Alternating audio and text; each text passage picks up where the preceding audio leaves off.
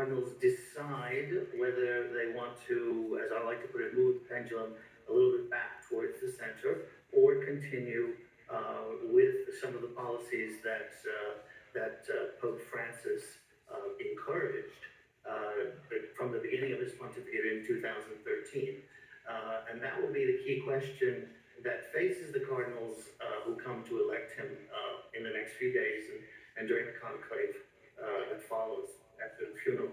And he, as we noted in our previous segment, encouraged some of these, at the time, more radical, more progressive policies, but didn't necessarily enact them.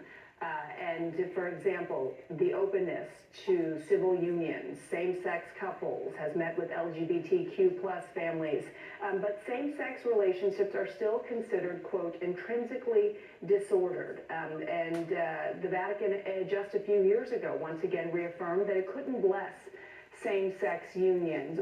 Why do you think he didn't go a step further, other than the legacy and the fact that he was the first to acknowledge that if they are good people and if there are LGBTQ members who are members of the community, they should be acknowledged? Yes, as you said, that he did come out in defense of LGBTQ members, but he did not change any church teaching on homosexual relations. In other words, so essentially the church teaches that homosexual attraction is not a sin, homosexual activity is a sin. He never went down the path of changing that. Why?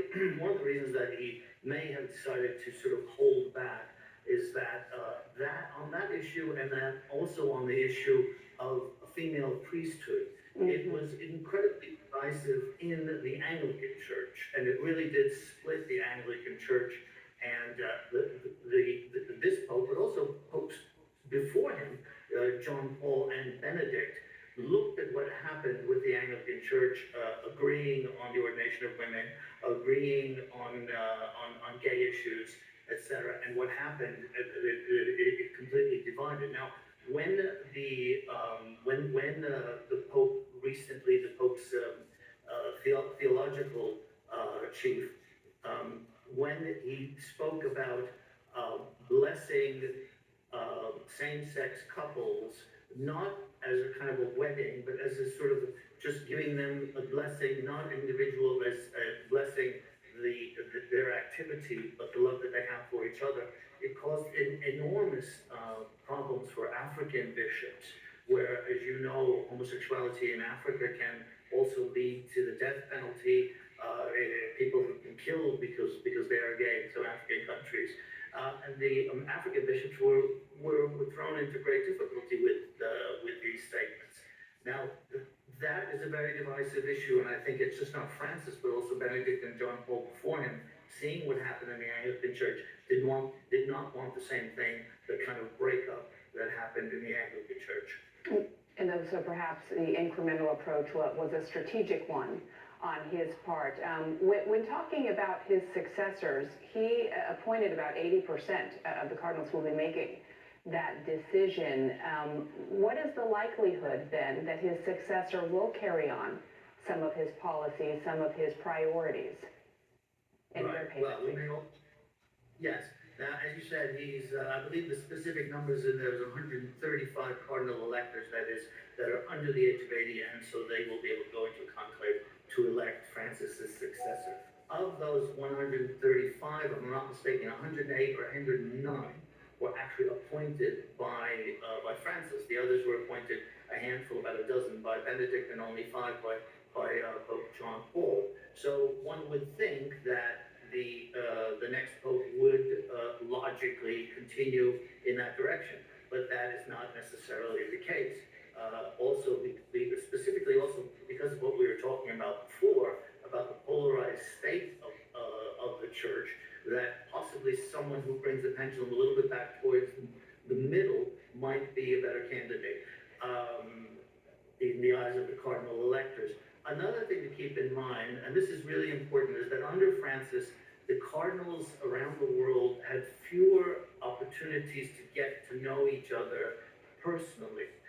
There were meetings under previous popes, there were regular meetings with the cardinals, all the cardinals would come to Rome, and get to know each other.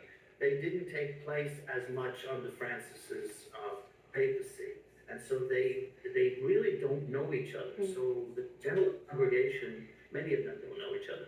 The general congregations that will begin these meetings before the conclave will be an opportunity for some of these cardinals to get to know each other for the first time because they haven't actually visited each other's countries, which is why one of the leading candidates is Cardinal Pietro Parolin, who is the Vatican Secretary of State.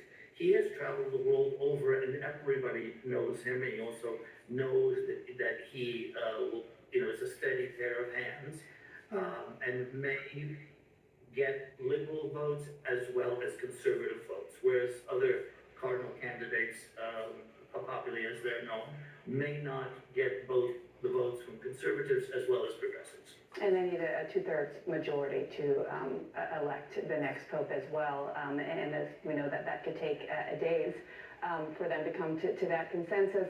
Can I get you to reflect in these final moments we have together on your own personal interaction and memories with the Pope, having had interviewed him, I believe, twice, yes? Yes, that's correct. I've covered three popes, John Paul, Benedict, and Francis, and I was clearly the closest to him. I just kind of hit it off, I guess. On the plane, I would ask him certain questions, and then he liked to joke and he liked to laugh. And I've done so many trips with popes that when the Pope comes to back section where the press is, you kind of like don't know what to say anymore. You're a known entity and whatever. And so I always sort of like try and say something funny. And and he liked to laugh. And then I asked him through an intermediary for the interview, etc. And it took place in 2018. Now, it will sound very, very odd, but we were alone in a room for 2 hours. There were no handlers, no minders, no press people, nobody. It was just the two of us for 2 hours.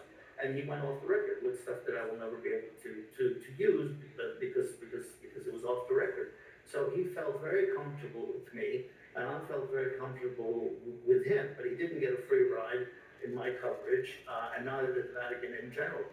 And the second time, when I asked him for another interview, I was able to get him a message through a trusted source. He called me on my cell phone after about 4 or 5 days, and I said, he said, I got your note.